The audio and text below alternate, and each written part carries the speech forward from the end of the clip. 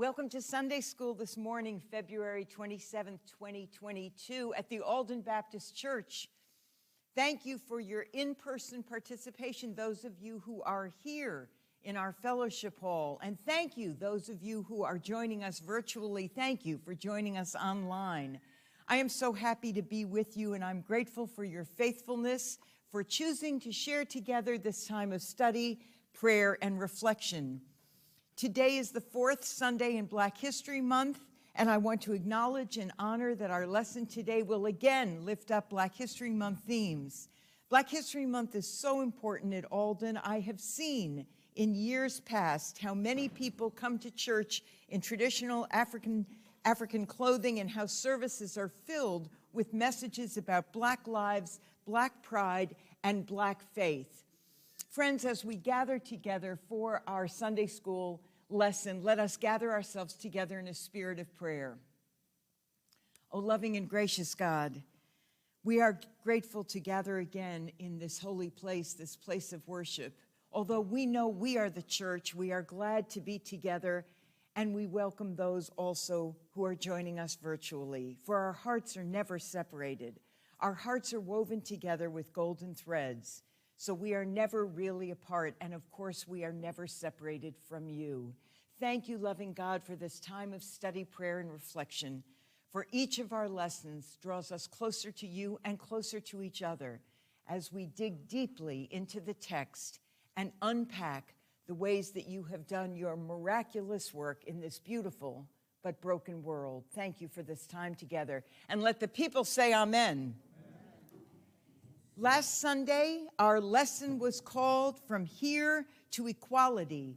I was leaning heavily on this book called From Here to Equality by Darity and Mullen, and we talked a great deal about reparations. And I said to you, if you don't remember anything from this lesson, please remember these three words. Reparations are... thank you.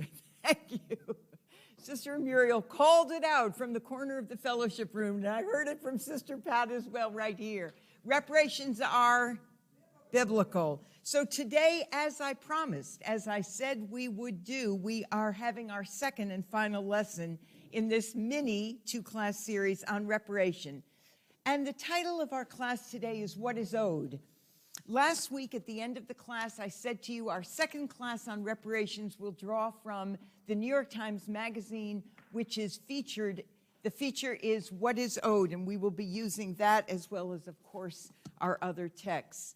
Our two scripture readings today are both from the book of Exodus. I am reading from the NRSV, known as the New Revised Standard Version of the Bible. My reading may sound somewhat different from yours.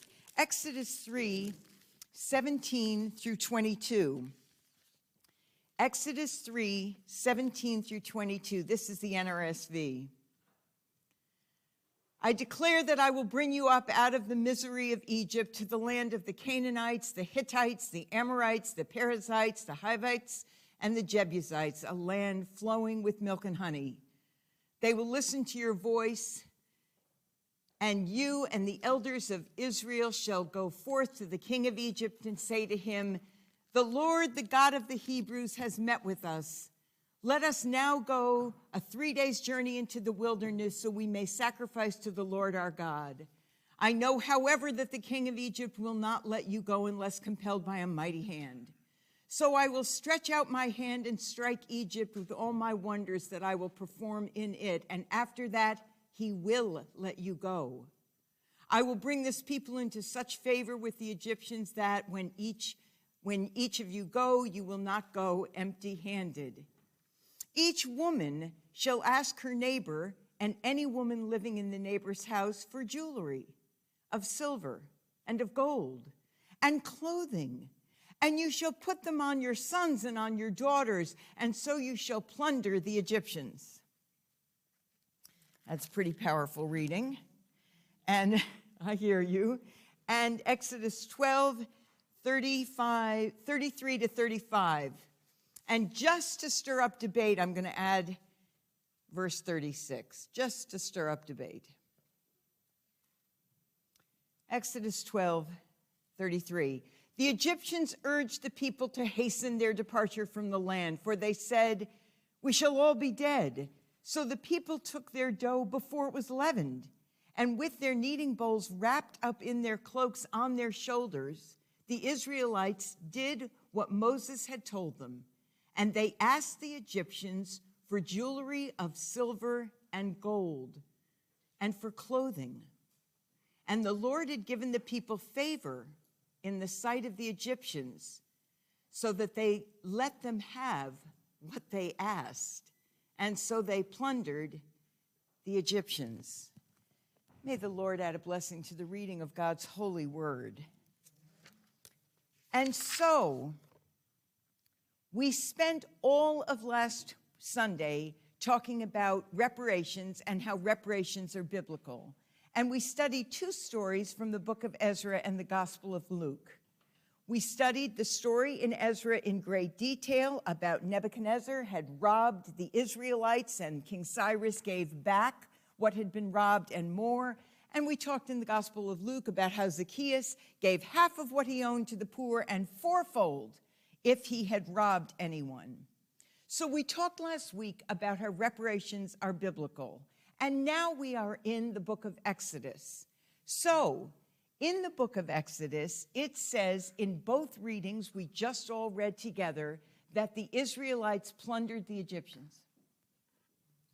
Did you hear that clearly? It says that the Israelites plundered the Egyptians. So my question is, what is plunder? If we're talking about reparations, it's very important to make a distinction between reparations and plunder. So what is plunder? I didn't hear you, Deacon. Taking what you want. Plunder is simply taking what you want. Plunder is stealing.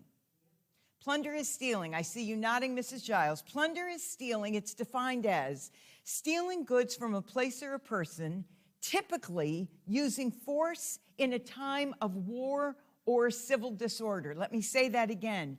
Plunder is stealing goods from a place or a person, typically using force in a time of war or civil disorder. Did they use force? No. Did they use force? No. What does the Bible say? Does the Bible say they go to their neighbors and the neighbors give the gifts willingly? Yes. Plunder is further defined as the violent and dishonest acquisition of property. I'm reading from the dictionary. Plunder is defined as the violent and dishonest acquisition of property. For example, the farmers suffered the inhumanity and indignities of pillage and plunder. Another example, looters moved into the disaster area and they plundered stores. According to the thesaurus, similar words for plunder are pillage, loot, rob, raid, ransack, strip, fleece, ravage, lay waste, devastate, maraud, sack, and despoil. So what do different translations of the Bible use for these exact verses? The NRSV said that the Israelites plundered the Egyptians. Well, the Common English Bible says this: you will rob the Egyptians. The RSV, Revised Standard Version, says, thus you shall despoil the Egyptians. The King James Version says, and ye shall spoil the Egyptians. The Message says, you will clean the Egyptians out. So what are reparations? Let's just pause for one moment and talk about what are reparations. Reparations are, according to this absolute Bible about, where is my Bible about? According to this Bible on reparations, and that's what I call it because it's a 400-page tome totally on reparations, from here to equality, that I read to you from last week. Reparations, Darity and Mullins say, are defined as a program of acknowledgement, redress, and closure given for a grievous injustice.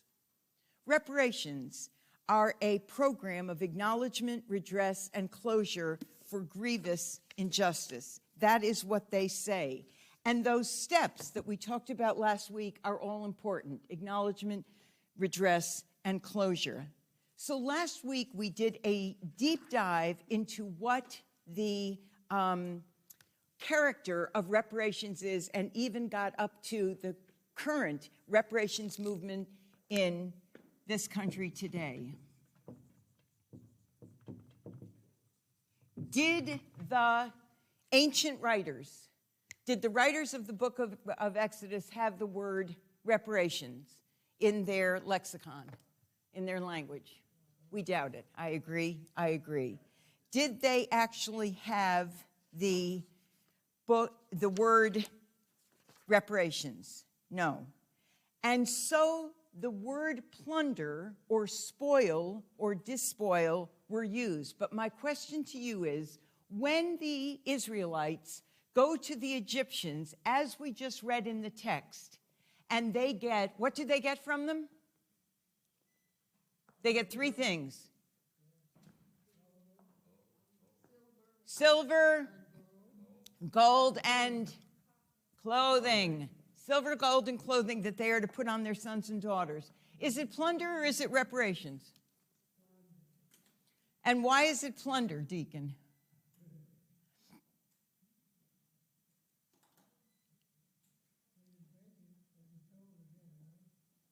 They are taking things, absolutely. But is it in the definition that we just read, stealing goods from a place or a person, typically using force? Do they steal? No. Do they use force? No. So I would say the Bible does not know the word reparations, and this falls right on the line. They do not go in with force. They are actually, what does the Bible say? Given these things because God has softened the hearts of the Egyptians. God, who is a God of justice, lets them receive silver, gold, and clothing. Are you with me? And because of that, I would argue that it is not plunder. It is an example of reparations. Where in our reading do we see that there was violence used, or that there was force, or that they took what was not actually given to them? I invite you to find that in the reading, absolutely. So when we look at Exodus 3:17 through 22, I will stretch out my hand and strike Egypt with all my wonders that I will perform in it. And after that, he will let you go. I will bring this people into such favor with the Egyptians that when you go, you will not go empty-handed.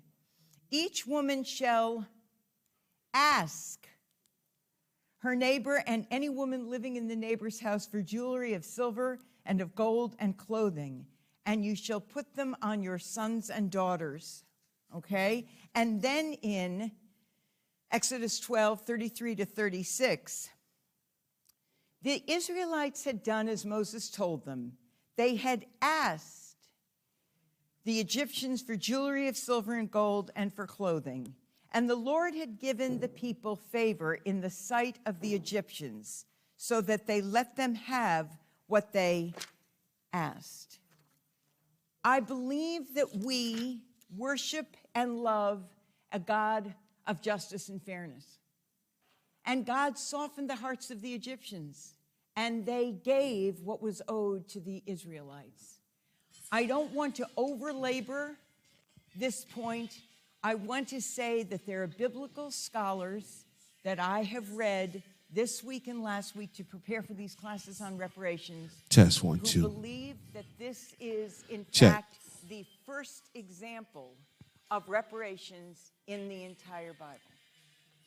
It goes on to appear in Ezra. It goes on to appear in Luke. But biblical scholars, I see you nodding, Pastor. 10, 9, biblical 8, scholars, and you may have read the 7, same commentary, believe 6, that this 5, may be the example 4, of the first 3, recorded 2, reparations 1. in history, and certainly Mic check. in the Bible. 10, 9, It's the 8, second book of the Bible. 7, So 6. without Test 1, 2. overlaboring any further, plunder versus reparations, I am going to go on and say we're picking up where we left off last week, and we are moving forward to think about reparations in this country today.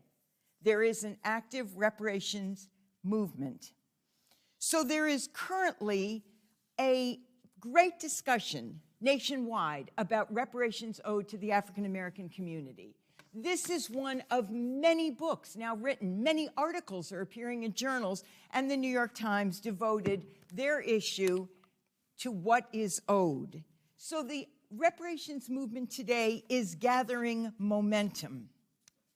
I am looking at a photograph in this What is Owed, New York Times Magazine, and the photograph shows Atlanta in 1973 and Washington in 2015. And you can't see it, but the pictures look alike. The pictures look alike. There are African American people with their arms raised, and one is 73 and one is 2015. And the headline reads, "If true justice and equality are ever to be achieved in the United States, the country must finally take seriously what it owes Black Americans." That's the headline.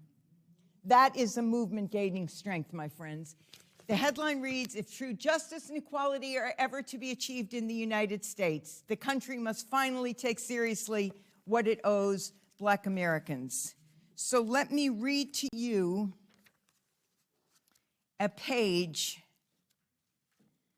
in this very, very impressive. It is all covering the reparations movement today. And this headline reads, "A truly great country does not ignore or excuse its sins. It confronts them and then works to make them right." Is this making sense to you?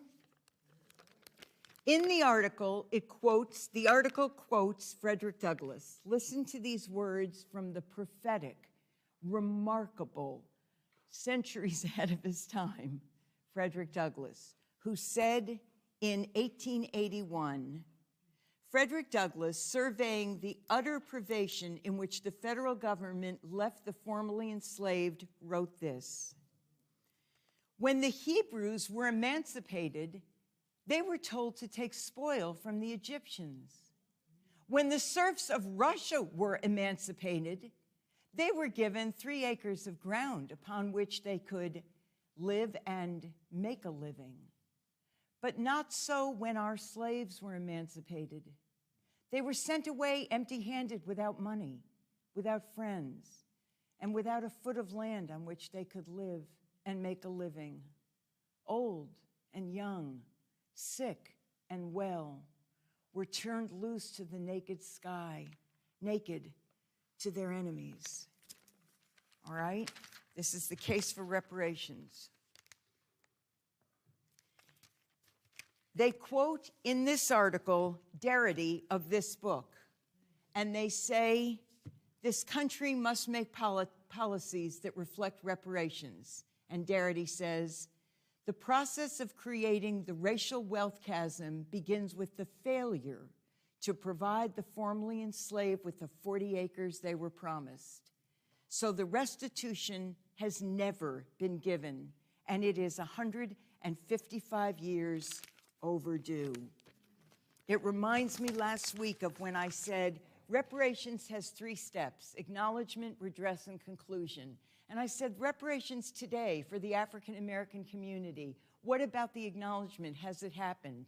And our pastor yelled out, "Never, never." Remember? And then some of you echoed it.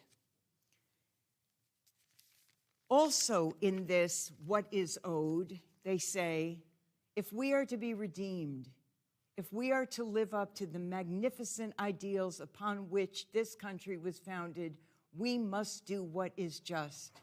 It is time for this country to pay its debt. It is time for reparations. That is all from this article. So, for the reparations movement, we have to look at what is said about where it may grow, how it may grow, and how it will develop. Let me read to you from Here to Equality and how these scholars, Darity and Mullen, summarize actually summarize reparations for Black Americans. Reparations will directly confront the particular structures of injustice that have freighted the lives of Black Americans since the founding of the United States. A key question is how we create the political conditions that will lead the U.S. Congress to enact a program of Black reparations. Marie Masuda contends that a high degree of solidarity and support of the program from the community that has been subjected to the deep injustice is necessary for a reparations program to become a reality. This perspective suggests that it is just as important to consolidate the support for a reparations program within the Black community as it is to gather support outside it. And they say, the potential exists to mobilize growing support for reparations from a variety of activist efforts now underway. Listen to this. The indignation of Moral Monday activism in North Carolina, the passion of the Black Lives Matter movement, the rise of the American descendants of slavery movement, and the values and the imagination shown by a growing number of young Americans all point to a groundswell of support for social justice that can energize this movement for Black reparations. We seek a tomorrow that will enable the nation to realize the long unfulfilled dreams of the freedmen. Reparations for Black America finally will open that door to a new tomorrow. At last, reparations will move us from here to equality. And so we have a reparations movement. Where is it taking hold? It's taking hold in communities like Amherst that has a reparations committee, Northampton that has a reparations committee. Last week, Pastor Love raised his hand and he said, where's the reparations committee in Springfield? So I say to you, where's the reparations committee in Springfield? Where's the reparations committee? And it may be right there. Where's the reparations committee in Hartford? Where's the reparations committee in Albany? Where's the reparations committee in Chicago, in Boston, in Pasadena, in Atlanta? All across the country, are there reparations committees? The truth is, in some cities there are. If my little town can have one, my little town of under 30,000 people has one. Amherst has an active one. Evanston, Illinois, has a reparations committee that's been meeting for so long, they are already making reparations to Evanston residents. They are giving back money so people can buy land or buy homes. Evanston, Illinois, they're really on the cutting edge. So we said last week that reparations is based on acknowledgement. What's the second one? I taught you this. Redress, and the third is closure. Thank you very much. And we said that reparations are biblical. So today we are not going to labor further. Are they plunder or are they reparations in today's story in Exodus? But I stand on solid ground when I quote biblical scholars who say, first example of reparations in history, and certainly in the Bible. And remember what Frederick Douglass said in 1881. He wrote, when the Hebrews were emancipated, they were told to take spoil from the Egyptians. So true. And when the captives were released from Babylon, Book of Ezra, they were given gold, silver, rams, wheat, salt, wine, oil, sheep, and more. So what is owed to the African American community today? Finances, funds, actual dollars, to build homes, to buy land, to actually improve the quality of life through dollars in pockets. Please. I would also be inclined to say everything that was originally denied Thank you. is owed, because now you have 400 years of ignorance, Thank you. illiteracy, Thank you. financial. You can give them money all day long, and they're just going to return it back to them if they don't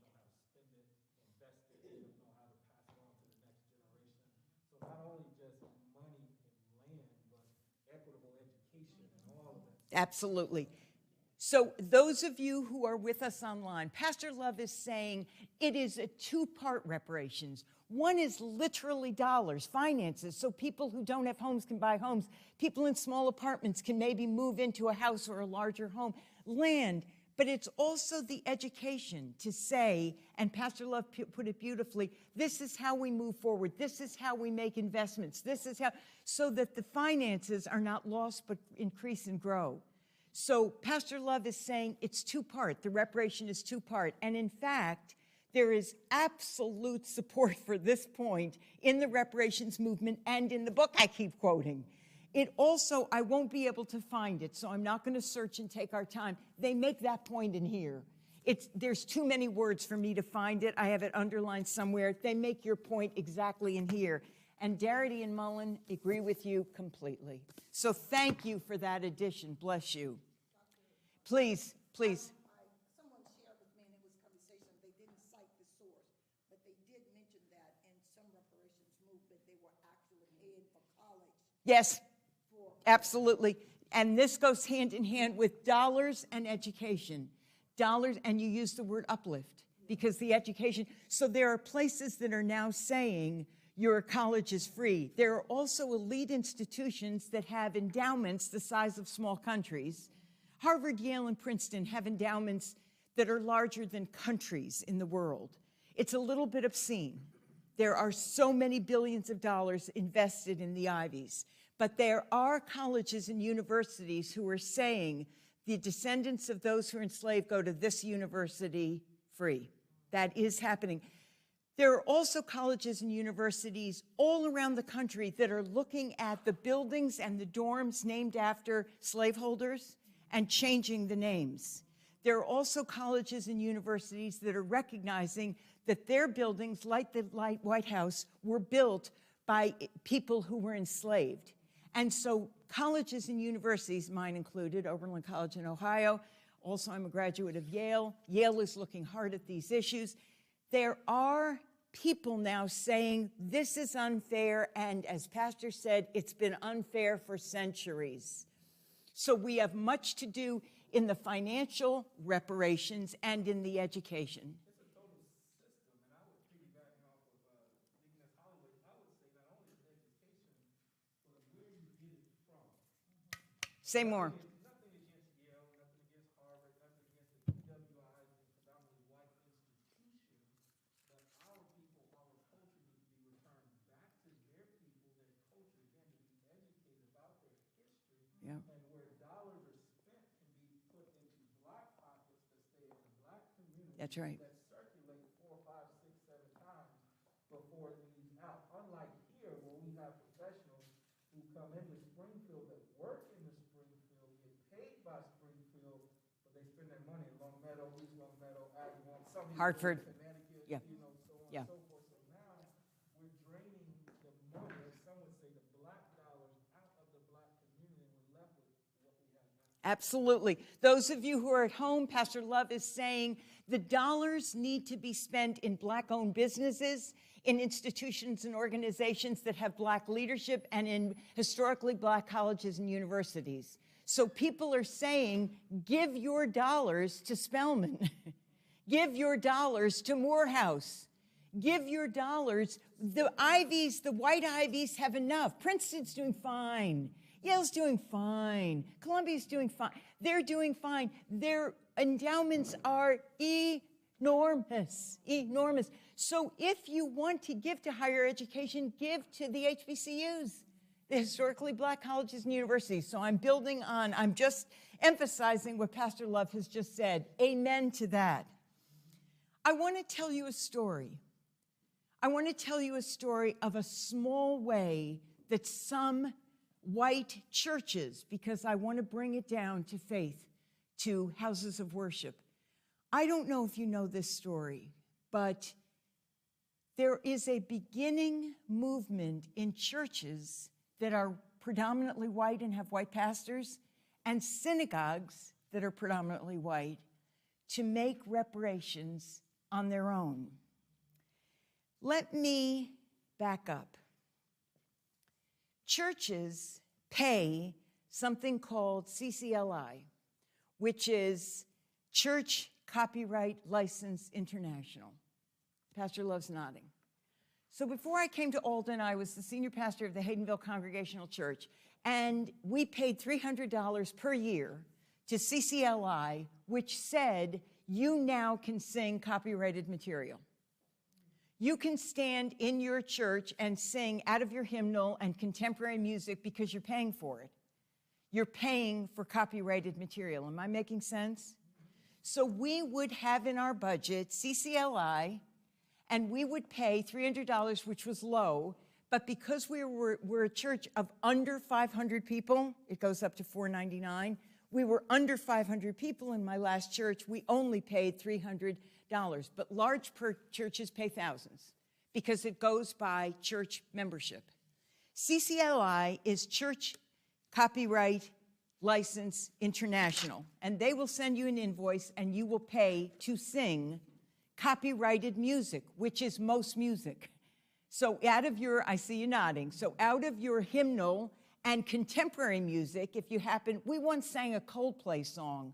Any of you who are under 40 know Coldplay. We once, some of you over 40 know Coldplay, and you are laughing and waving at me. You're hilarious. Well, I once taught the group a Coldplay song. I am not kidding, and anybody from my old church watching, and I know some of you do, will remember us standing there and all learning Coldplay. Lights Will Guide You Home. It's a wonderful song.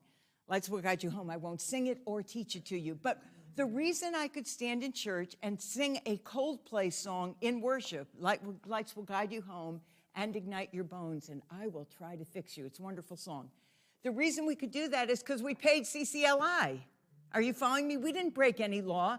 I stood there and said, this perfectly works with my sermon. I have to teach you, lights will guide you home. And there we were all singing it. And I was standing on total legal ground. Are you with me?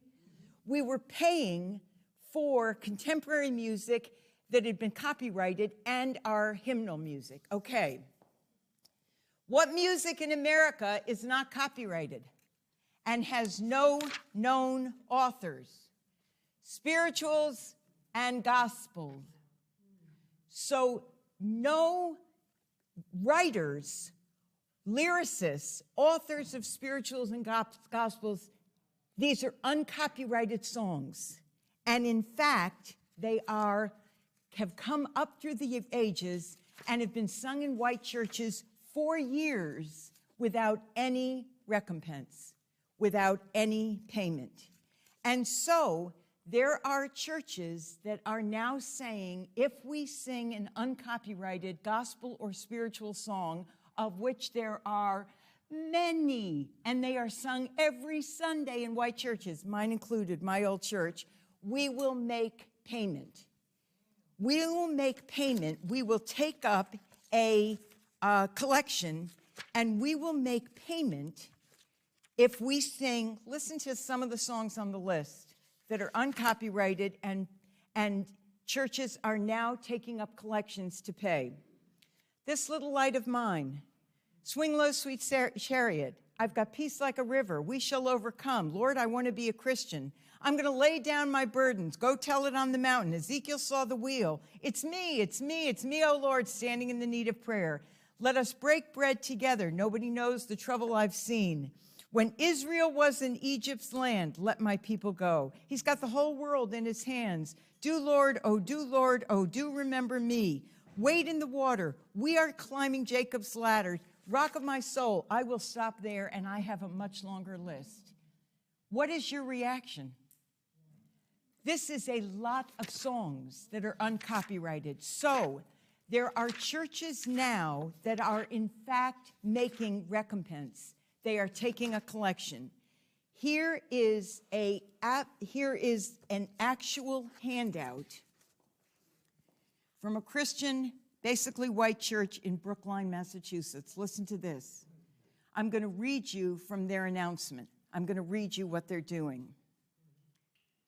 On Sunday, October 31st, 2021, the United Parish in Brookline launched a brand new racial justice initiative centered on the musical legacy of enslaved African Americans. We will now begin the practice of collecting royalties for the African American or Negro spirituals we sing in worship. I'm reading from their text. Negro spirituals is the term most commonly used by Black Americans and historians for this body of music. The term itself makes many white Americans uncomfortable, but I believe that this is written by the pastor, but I believe that discomfort is a necessary part of our process. Unlike other hymns and worship music, spirituals were not published until after the names of their creators were long forgotten, if they were ever even known.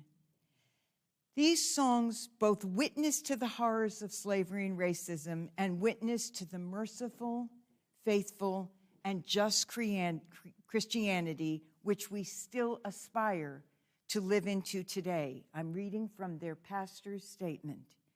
As an art form, Negro spirituals are the unacknowledged. This is the important line.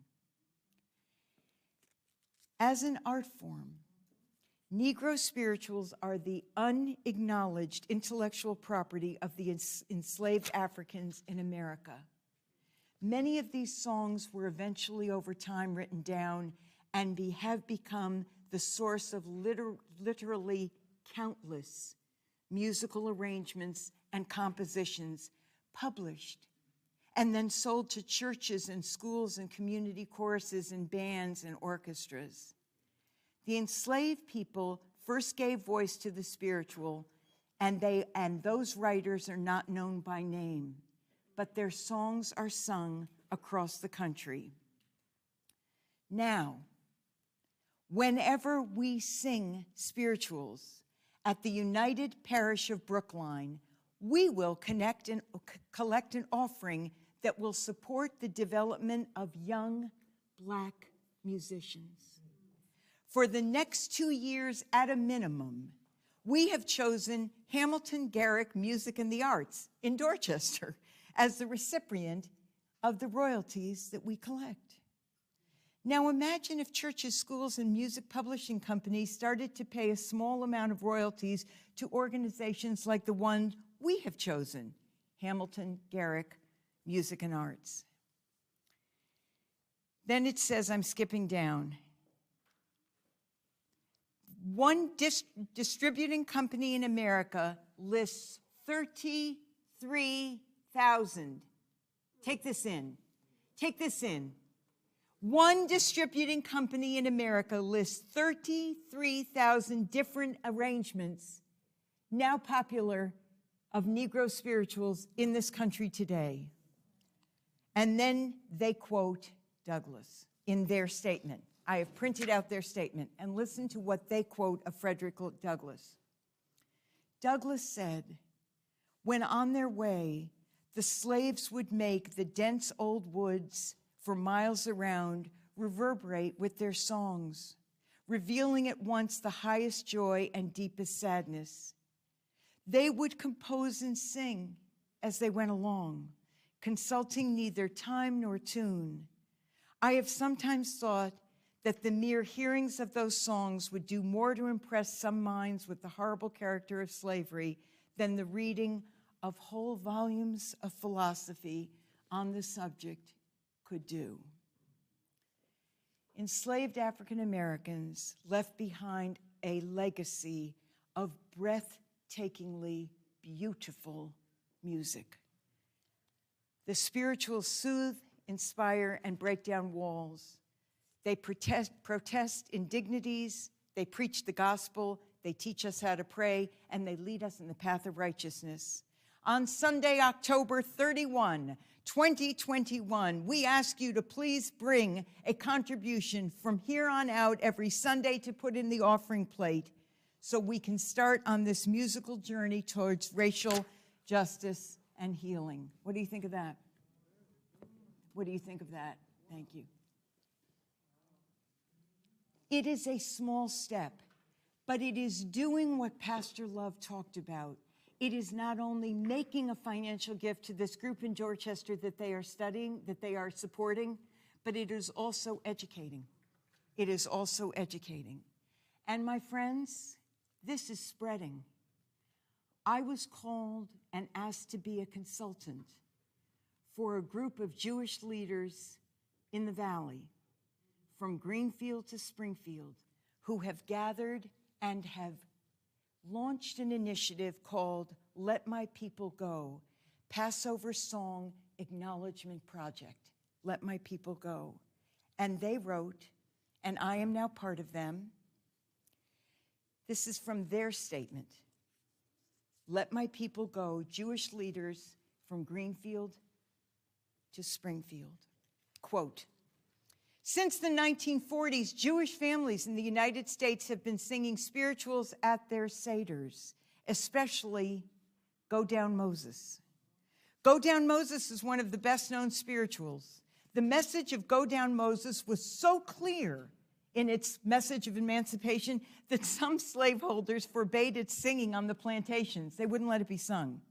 Its great popularity and widespread use not only demonstrate the inspiration enslaved people received from the Bible and their identification with the chosen Israelites, also enslaved, but show the freedom for the enslaved people was a physical reality in this world, not merely a hope of otherworldly aspiration. And so these Jewish leaders have decided to make what they call reparative tikkun. Tikkun is a Hebrew word that means to mend, repair, and heal the world. Absolutely, absolutely. It is a way to make reparations. And in fact, they are creating a fund and figuring out, it hasn't been decided yet, I'm in this committee, figuring out where from Greenfield to Springfield, all these synagogues that are now involved, up and down the river, up and down the Connecticut River Valley, where they will be giving their funds. And they are looking at Springfield, and I am helping them discern. So Let My People Go is a reparations project in synagogues in the valley. My friends, I want to come near to the end of our reparations class by reading the congregational pledge that the United Parish of Brookline has put forward. And when you go to this church on Sundays, this pledge is now written out and handed to you. So if you get your bulletin or your program, you get this pledge as well. The plate offering from today's service will go to the Hamilton Garrick Center for Music and Arts in Roxbury. We at the United Parish in Brookline acknowledge the history and significance of the African American spirituals, traditionally called Negro spirituals, which we have sung today in our worship service.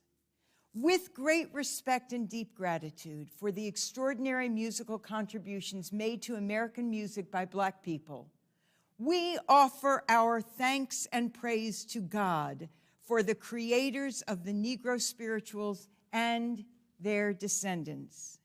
We pledge that each time we sing the spiritual songs of enslaved Black people in our worship together, we will sing and hear them with holy reverence and open hearts. We will honor the unnamed musicians who created them. And we will pay royalties to organizations promoting the advancement of Black artists and Black musicians in America, starting with the Hamilton Garrick Center for Music and Arts. We understand that the debt owed to Black musicians and artists can never be fully repaid. Through our prayers, our gifts, and our actions, we will forever strive to do what we can to end systemic racism in America and make reparations. It's a small step, but I find it one that is hopeful. Do you hear the commitment there? Do you hear the acknowledgement? When we talked last week about reparations needs 3 steps: acknowledgement, redress, and closure, that's an example. They acknowledge, they take action, and they are trying to close the loop, saying, we are now going to do this every Sunday. Acknowledgement, redress, and closure. It's a small step, but it says white music has paid copyright fees for years and years and years and years. And spirituals have never, ever been, people have never paid royalty. They're considered in the public domain. And people are now saying, not fair. I hope these 2 classes on reparations have been useful to you. I hope that seeing that the Egyptian story, the Bible uses plunder, I would say reparations. I hope that when we studied Ezra, Nebuchadnezzar steals, King Cyrus gives back. And the story with Zacchaeus, when Jesus says, this truly is the Son of God. Somebody hated and despised it, chief tax collector. There are more stories in the Bible, my friends. There are more stories in the Bible. Reparations are biblical. Have we learned that together? Reparations appear in the Old Testament and in the New Testament. We worship and love a God of justice and fairness. The reparations movement in America is gaining strength and momentum. We have wind in our sails, and it must be what Pastor Love said, both financial reparations and education and uplift. And this is an example from a church in our state that is actually trying to do the right thing. I hope in this 2-part series you have learned something about reparations. And when we now, if I say to you, reparations are, you will always say that back to me. Pastor Love, would you please close us out in prayer?